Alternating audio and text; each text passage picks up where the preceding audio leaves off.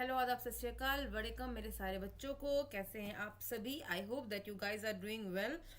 ठंड वैसे बहुत ज़्यादा वाली है और मुझे अनवरत छींक भी आए जा रही है, परंतु क्या कर सकते हैं। अब भाई जो चीज़ें हैं वो हैं, उन्हें रोका तो जा नहीं सकता है।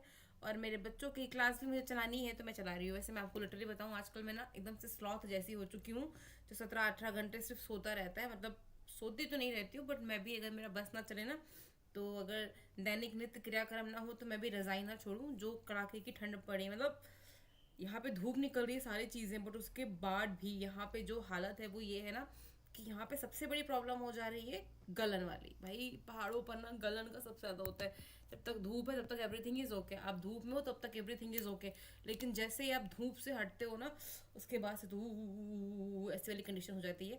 वेल कोई बात नहीं है, मेरी वो वाली कंडीशन है वो होने दीजिए। यहाँ पे हमारे सामने क्वेश्चंस हैं, हम इनको करते हैं और मैं अपने वादे के मुताबिक प्रश्नों को लेकर के आई भी हूँ मेरे बच्चों के लिए। That was very important for me. तो यहाँ पे प्रश्न नंबर 1 आप सभी के सामने है। जो भी बालक कक्षा में आएंगे जयकारा लगाएंगे जय माता दी का, जिससे मुझे मालूम पड़ जाएगा कि आप सभी कक्षा कक्ष कार्यक्रम में आ चुके हैं। तो पहला प्रश्न आपके सामने है, यहाँ पे पूछ रहा है कि विकास का अर्थ क्या है? परिवर्तनों की प्रगतिशील श्रृंखला, या फिर प्रेरणा के परिणाम स्वरूप परिवर्तनों में प्रगतिशील श्रृंखला, प्रेरणा और अनुभव के परिणाम स्वरूप परिवर्तनों की प्रगतिशील श्रृंखला, परिपक्वता और अनुभव के परिणाम स्वरूप परिवर्तनों की श्रृंखला। क्वेश्चन नंबर 1 आप सभी बालकों के सामने है। यहाँ पे मुझे 4 बालक दिखाई दे रहे हैं कि शायद हमारे क्लास में लाइव आ चुके हैं। तो वो 4 बालक कौन कौन से हैं, जब वो अपना नाम बताएंगे तभी हमें समझ में आएगा कि वो कौन है। बाकी प्रश्न आपके सामने है। ईवीएस की एक क्लास हमारी चल चुकी थी, सीडीपी की बड़े दिनों से क्लास नहीं चली थी, तो I just thought about that कि सीडीपी की क्लास भी चलनी चाहिए, इसीलिए ये आपकी सीडीपी की क्लास आप सभी बालकों के लिए। क्वेश्चन नंबर 1 आपके समक्ष है। जो भी आंसर देना चाहते हैं वो हमें फटाफट फटाफट आंसर बता सकते हैं। बाकी जैसी जैसी हमारे बालकों की मर्जी। वेल कौन कौन क्लास में आ गए बता दो, एक बार पता चल जाए हमें। राजकुमार जी आए हैं। राजकुमार जी जय हिंद, कैसे हैं आप? आज तो आप पहली बार हमारे इस कक्षा कक्ष कार्यक्रम में आए हैं, पर अच्छा लगा कि आप क्लास में आए हैं। और क्वेश्चन नंबर 1 आपके सामने है। राजकुमार जी हैं। राजकुमार जी के अलावा और कौन है वो आप लोग के कमेंट के थ्रू ही मुझे पता चलेगा, वैसे तो मुझे पता नहीं चलेगा। मैं सुनीता। अरे सुनीता, हमारी वाली सुनीता, पुरानी वाली सुनीता। अरे सुनीता कैसी हो भाई, बड़े दिनों के बाद है। पहले का डी उत्कर्ष आ चुके हैं। पहले का डी विकास का स्वरूप क्या है? एंड यस राइट आंसर आपका पहले का डी परिपक्वता और अनुभव के परिणाम स्वरूप प्रेरणा की श्रृंखला। यस ऑफ कोर्स, विकास का अर्थ यही है तुम्हारा, जो परिपक्वता और अनुभव के परिणाम स्वरूप जो भी आपकी परिवर्तनों की श्रृंखला आती है, that is known as Vikas. And Utkarsh class तो आपकी चलनी ही चलनी थी। Very good evening. Question number 2, निम्नलिखित में से कौन सा कारक विकास को प्रभावित नहीं करता है? ये कौन सा कारक है? पर्यावरणीय कारक है जो विकास को प्रभावित नहीं करने वाला है। मनोवैज्ञानिक कारण, सामाजिक परिस्थिति की, सांस्कृतिक कारक या भौतिक कारक। Which of the following is not आपका एनवायरमेंटल फैक्टर जो आपके डेवलपमेंट यानी कि विकास को प्रभावित नहीं करता है। क्वेश्चन नंबर 2, जल्दी जल्दी सुनीता तुम भी आंसर देती रहना बेटा।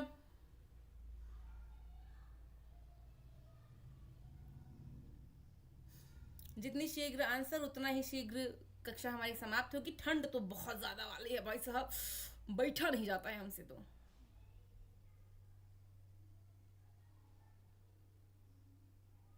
बच्चा क्वेश्चन नंबर 2 आप लोगों के सामने है। फटाफट आप आंसर देते रहो, जितनी जल्दी आप आंसर दोगे। एंड ये ऑफकोर्स सुनीता राइट आंसर आपका जाएगा मनोवैज्ञानिक कारक। जो मनोवैज्ञानिक कारक है वो आपका एक पर्यावरणीय कारक नहीं, वो आपके अंदर से निकलने वाला कारक है। मनोवैज्ञानिक कारण इज करेक्ट। 2 का सी नहीं, 2 का ए आपका करेक्ट जाएगा। क्वेश्चन नंबर 3, प्रारंभिक बाल्यावस्था में सामाजिकरण का सबसे महत्वपूर्ण कारक कौन सा है? जो प्रारंभिक बाल्यावस्था होती है, जो बच्चे होते हैं, छोटे वाले बच्चे होते हैं, उनका जो सामाजिकरण का सबसे महत्वपूर्ण कारक है वो कौन सा है? परिवार है, सहकर्मी समूह है, विद्यालय है, या जनसंचार माध्यम है? क्वेश्चन नंबर 3, प्रारंभिक बाल्यावस्था में आपके जो बालक होते हैं उनके सामाजिकरण का कारण क्या हो सकता है? परिवार, सहकर्मी समूह, विद्यालय या जनसंचार माध्यम? 3 का ए। देखो 3 के ए में यहाँ पे एक थोड़ा सा कॉन्ट्राडिक्शन वाला होता है। इसका परिवार भी आपका सही है। मैथ अनलॉक्ड, भाई पता नहीं कौन सा बच्चा है ये मैथ अनलॉक्ड वाला, ऐसे ऐसे कमेंट करता है, फिर बाद में बोलेगा कि मैं इनका आज शो ही कर देती हूँ। देखो कोई मैथ अनलॉक करके हैं, वो हमारे कक्षा कार्यक्रम में किस प्रकार के कमेंट करते हैं देख लीजिए, आप सभी लोग देख लीजिए।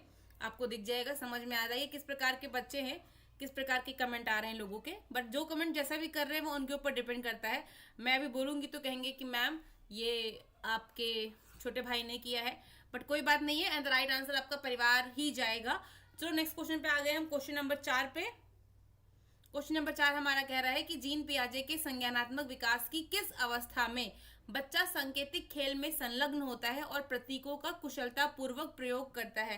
दैट्स मीन कहाँ पे बच्चा सिंबल्स का यूज करना शुरू कर देता है? अधिगम की ऐसी कौन सी अवस्था है जहां पे बच्चा सिंबल्स का यूज करता है? पूर्व संक्रियात्मक अवस्था। हाँ बेटा 3 हो चुका है। Right now we are on the question number 4। Jean पियाजे के संज्ञानात्मक विकास की किस अवस्था में बच्चा सांकेतिक खेलों में संलग्न होता है और प्रतीकों का कुशलतापूर्वक प्रयोग करता है? पूर्व संक्रियात्मक अवस्था, औपचारिक संक्रियात्मक अवस्था, संवेदी पेशीय अवस्था, या फिर मूर्त संक्रियात्मक अवस्था? कहाँ पे बच्चा आपके सेंसेस का यूज करता है और कहाँ पे बच्चा सिंबल्स को यूज करना शुरू कर देता है? कौन सी ऐसी अवस्था है? Question number 4। मेरे कानों में बहुत तेज से खुजली, जाड़े में तो ये सबके साथ में होता ही होगा।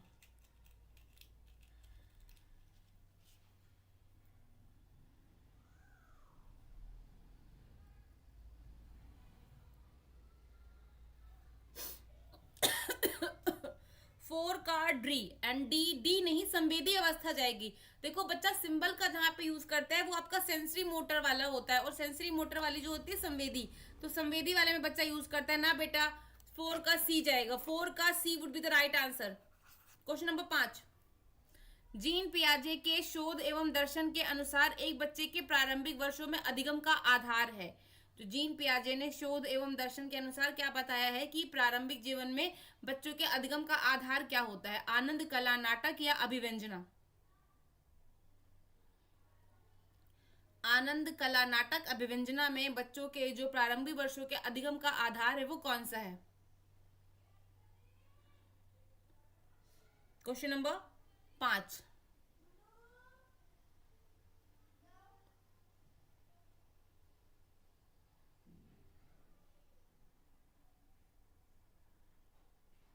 डी होगा मैम।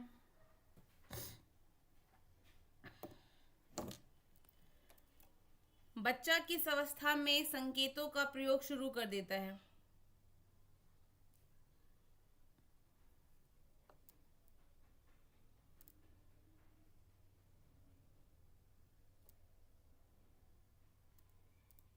नहीं बेटा, संवेदी गामक is the right. Sensory motor organ ही जाएगा बेटा, सेंसरी मोटर ऑर्गन जाएगा।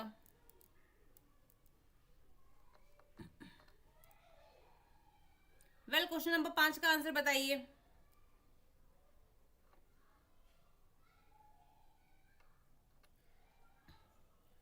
क्वेश्चन नंबर 5 का डी, एंड यस 5 का जो डी है दैट वुड बी करेक्ट। 5 का डी अभिव्यंजना वुड बी करेक्ट। अब देखो बच्चे क्लास से गायब होने लगे, जो बच्चे हैं वो क्लास से गायब होने लगे हैं। Question number 6। वाइगोस्की के सिद्धांत के अनुसार बच्चे किसके द्वारा सीखते हैं? जो वाइगोस्की साहब हैं उनके सिद्धांत के अनुसार बच्चे किसके द्वारा सीखते हैं?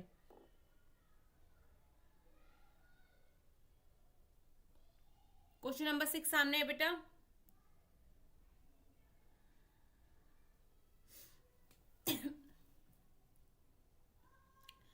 Question number 6।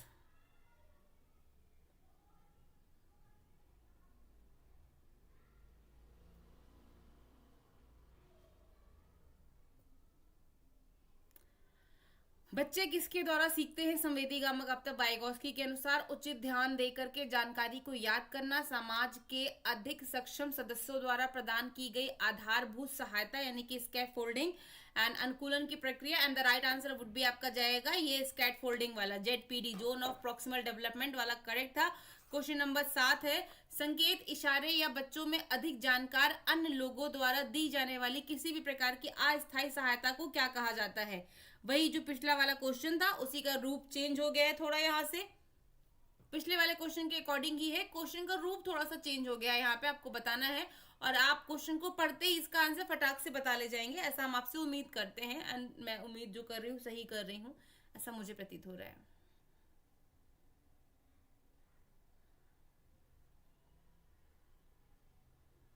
क्वेश्चन नंबर 7, इसका तो कुछ सोचना ही नहीं है, फटाक से आंसर दे दो।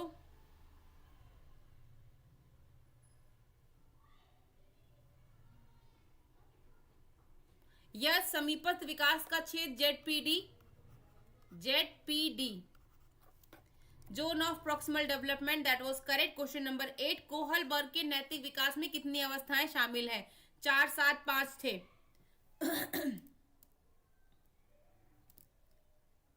कोहलबर्ग के नैतिक विकास के सिद्धांत में नैतिक विकास की कितनी अवस्थाएं शामिल हैं?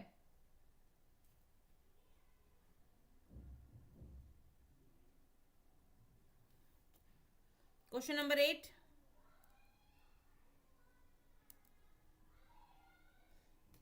क्वेश्चन नंबर 8 बालक।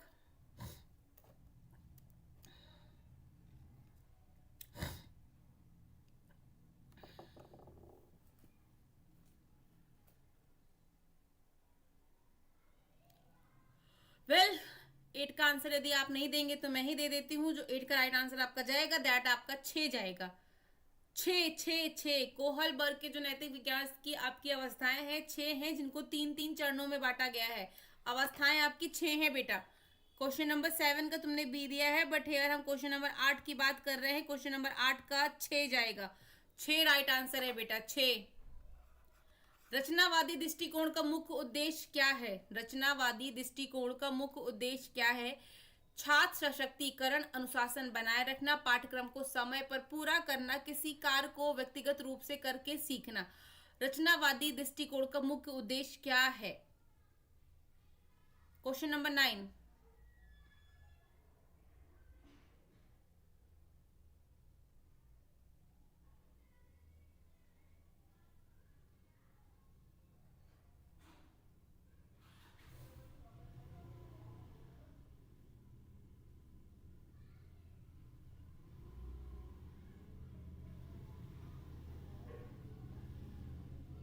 9 का ए, रचनावादी दृष्टिकोण को बनाए रखने का मुख्य उद्देश्य क्या है? अनुशासन एंड पाठ्यक्रम तो कतई नहीं जाने वाला है इसका। तो यहाँ पे जो रचनावादी है, इसका राइट आंसर बेटा जाएगा डी। रचनावादी में कॉन्स्ट्रक्टिज्म होता है, जहां पे बच्चा चीजों को कॉन्स्ट्रक्ट करके सीखता है, और जिसका राइट आंसर जाएगा वो आपका डी ज्यादा करेक्ट जाएगा। क्वेश्चन नंबर 10, बुद्धि लब्धि को निम्नलिखित में से किसके रूप में परिभाषित किया जाता है? किसी व्यक्ति की काल्पनिक आयु को मानसिक आयु से विभाजित करके 100 से गुणा करना, मानसिक आयु को आपके काल्पनिक आयु से विभाजित करके गुणा करना, व्यक्ति की मानसिक आयु को उसके मानक भार से विभाजित करके 100 से गुणा करना, व्यक्ति की मानसिक आयु के उसके कालानुक्रमिक आयु के अन्य लोगों के लिए औसत मानसिक आयु से विभाजित करके 100 से गुणा करना। क्वेश्चन नंबर 10, मेनली आपको बुद्धि लब्धि का सूत्र बताना है। बुद्धि लब्धि का सूत्र,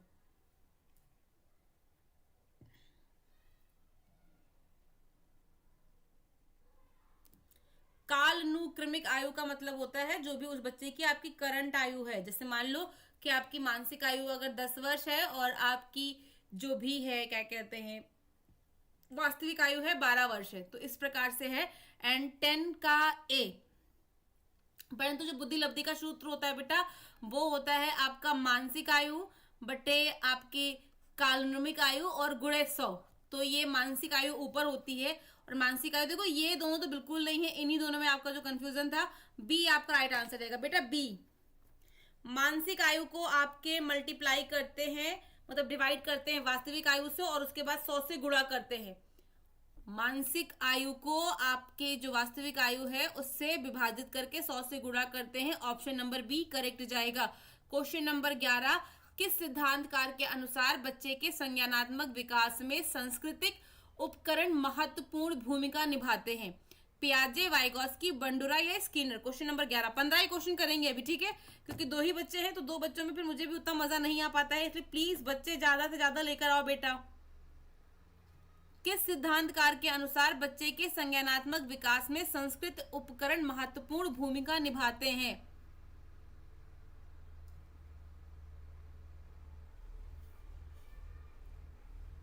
सांस्कृतिक उपकरण के विषय में किसने बात करी थी? क्वेश्चन नंबर 11 को यदि हम देखें तो संस्कृत उपकरण के विषय में, या ऑफ कोर्स वाइगॉस्की साहब ने बात करी थी, एंड वाइगॉस्की आपका राइट आंसर जाएगा। क्वेश्चन नंबर 12, एक लिंग की दूसरे लिंग की प्राथमिकता या पूर्वाग्रह को क्या कहा जाता है? क्वेश्चन में ही पूछ लिया गया है और आंसर क्वेश्चन में ही दिख रहा है।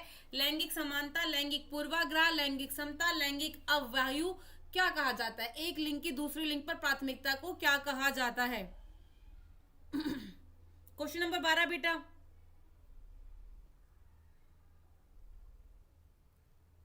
बारह का बी लैंगिक पूर्वाग्रह इज द राइट आंसर। लैंगिक पूर्वाग्रह जो है वो आपका राइट आंसर जाएगा। क्वेश्चन नंबर 13, एक शिक्षक को डैश छात्रों की क्षमता मापना चाहिए। छात्रों की क्षमता मापने के लिए क्या करना चाहिए? And B yes correct answer है। क्वेश्चन नंबर 12 पर के बाद में हम 13 पर आ चुके हैं। एक शिक्षक को डैश करके छात्रों की क्षमता को नापना चाहिए, प्रयोगशाला आयोजित करके, छात्रों के विभिन्न कार्यों के अभिलेखों का विश्लेषण करना, प्रश्न पूछ करके, उनके माता पिता का साक्षात करके। किस प्रकार से एक शिक्षक को छात्रों की क्षमता को नापना चाहिए?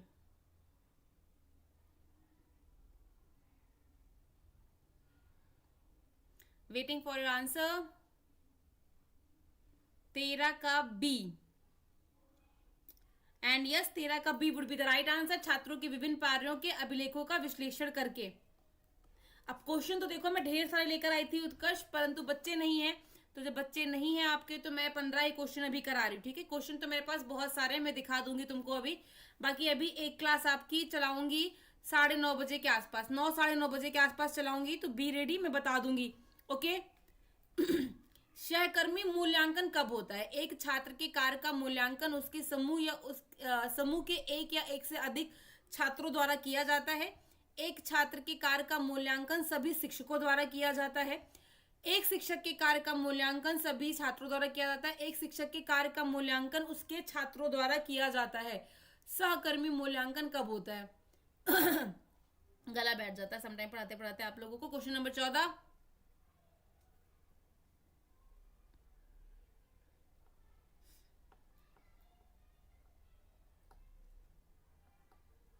क्वेश्चन नंबर 14 का आंसर बताइए बेटा।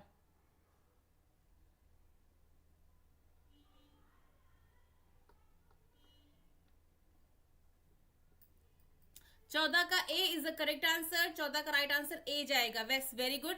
क्वेश्चन नंबर 15, ये लास्ट क्वेश्चन है। छात्रों में आलोचनात्मक चिंतन विकसित करने के लिए शिक्षक प्लास्टिक का बैग विषय का परिचय देता है। निम्नलिखित में से किस तरीके से एक बच्चा अपने आलोचनात्मक चिंतन को विकसित कर सकता है? कार्यकुशलता, पाठ पुस्तक पठन, सेमिनार या वाद विवाद? जो प्लास्टिक के बैग के उपयोग के बारे में बच्चों को यदि आपके उनके अंदर एक मतलब भाव जगाना है, उनको समझाना है कि जो प्लास्टिक का बैग है that should not be used, तो किस प्रकार से एक शिक्षक किस चीज का प्रयोजन करके उनके अंदर जो भी है आलोचनात्मक चिंतन को विकसित कर सकता है? कार्यशाला, पाठ पुस्तक पठन यानी कि बुक रीडिंग करना, आपका यहाँ पर क्या कहते हैं प्रोजेक्ट वर्क करना, सेमिनार करना या वाद विवाद करना। एंड 15 का डी इज राइट आंसर। 15 का D is right answer. Question और भी हैं, आगे करना है या यहीं पे छोड़ना है? बबलू आ गए हैं, चलो बबलू आ गई है तो क्वेश्चन एक और करा ही देते हैं। 15 के बाद 16, समावेशी शिक्षा में सबसे कम महत्वपूर्ण गुण कौन सा है? हाँ जी, 15 का D was the correct answer. समावेशी शिक्षा में निम्न में से कौन सा सबसे कम महत्वपूर्ण गुण है? छात्रों के प्रति आई एम गुड, छात्रों के प्रति संवेदनशील, छात्रों के लिए लगाव और धैर्य, छात्रों की क्षमता का ज्ञान या शिक्षक का सामाजिक स्तर। क्वेश्चन नंबर 16, समावेशी शिक्षण में सबसे कम महत्वपूर्ण गुण कौन सा है?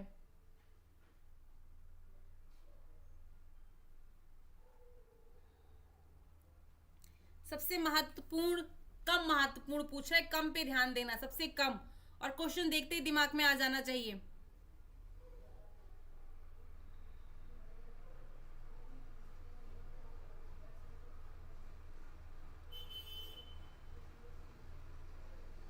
पंद्रह के बाद 16 का डी सामाजिक स्तर साक्षर सही है आपका। क्वेश्चन नंबर 17, युवा अधिगमकर्ता निम्नलिखित में से कौन सी पढ़ाई पढ़ने में कठिनाई का घोतक नहीं है? जो युवा अधिगम करता है, जो एक बड़ा बच्चा है, उसके लिए कौन सा एक पढ़ाई की कठिनाई का घोतक नहीं है?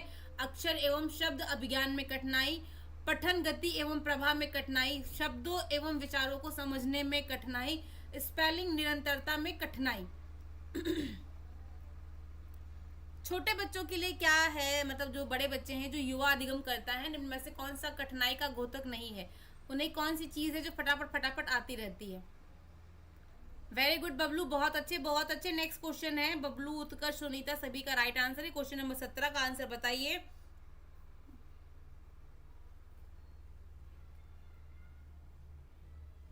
क्वेश्चन नंबर 17, तो क्या जो युवा अधिगम करता है वो आपके अक्षरों को नहीं पहचान पाएंगे? वो तो अक्षरों को तो पहचान ही लेंगे ना, तो वो उनकी कठिनाई का घोतक नहीं होगा।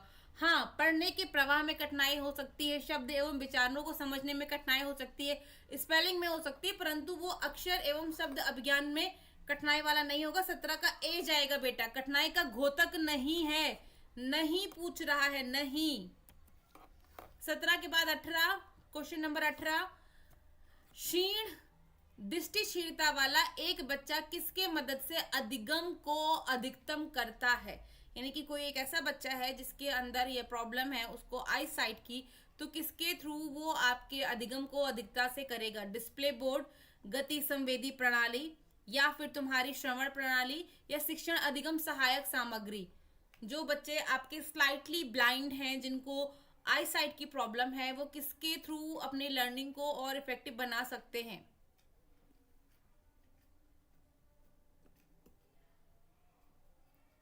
क्वेश्चन नंबर 18,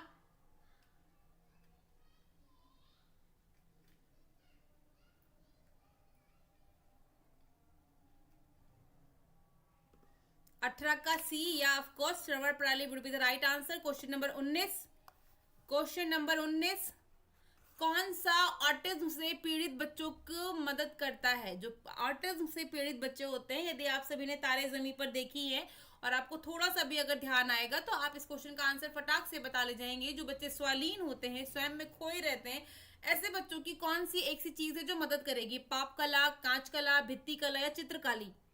चित्रकारी। यस यस यस, 18 के सारे बच्चों ने राइट आंसर दिए हैं, वेरी गुड। क्वेश्चन नंबर 19,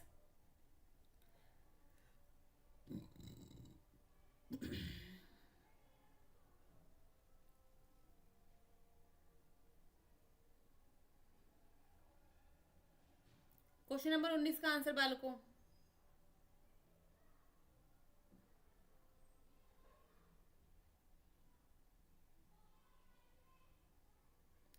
उन्नीस का डी, यस, चित्रकारी इज द राइट आंसर। आप सभी के दिमाग में तारे जमी पर था, चित्रकारी is the right answer. Dash प्रतिभावान होने का संकेत नहीं माना जाता है? अभिव्यक्ति में विलक्षणता, जिज्ञासा, संरचनात्मकता का अभाव, या दूसरों से झगड़ना। कौन सा प्रतिभावान होने का संकेत नहीं माना जाता है? बहुत ही इजी क्वेश्चन है आप सभी बालकों के समक्ष।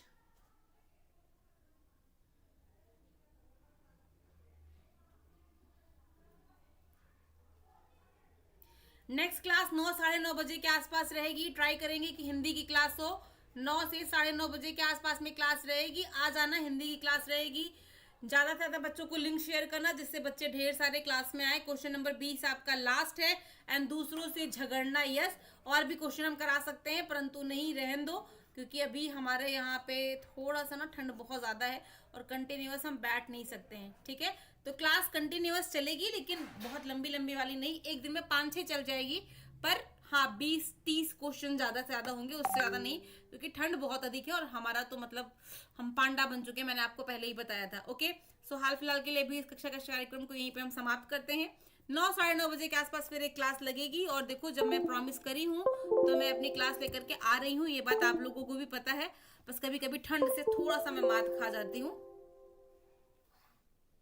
चलो फिर, bye bye to all of you.